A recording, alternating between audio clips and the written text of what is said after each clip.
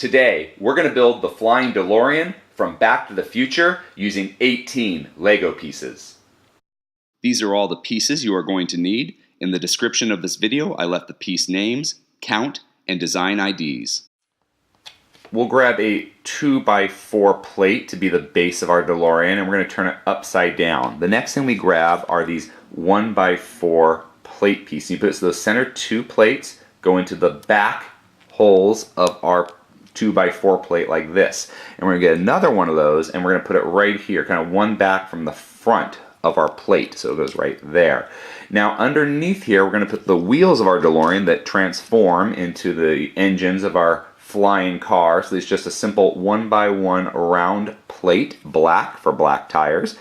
Put it there on each end of our DeLorean, and once we have that complete, we're going to flip it over to the front because you need someplace to sit while you're going to the future or into the past. So to do that, this is the front of our DeLorean. We're going to get a 1x2 tile piece and put it on the front, and this is going to be the hood of our DeLorean. Now behind that tile piece, we're going to get two of these sloped kind of cheese wedge slope translucent black pieces and have it go thin end in the front, and it slopes up to be the windshield of our DeLorean. And now once we have the windshield on, we need to give this a little more height. So what we're going to do is get a 2x2 plate and put it right here in the back and kind of raise it up. And now behind those translucent slopes or windshield, we're going to get a 1x2 Grille tile and put it right there behind it. You can kind of see how that smoothed it out when we put it on.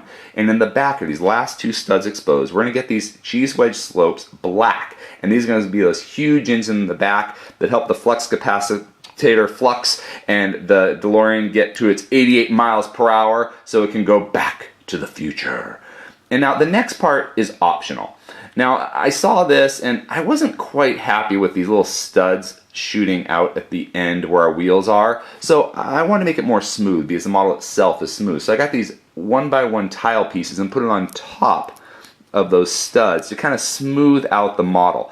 Now, but to do that, you also give this more girth or height on the side wheels. So the option is really yours and what you prefer doing. But I kind of like the tiles there. So I put the tiles on, but that's a great thing about Lego. You kind of pick and choose what you want to do, and you make your own creations.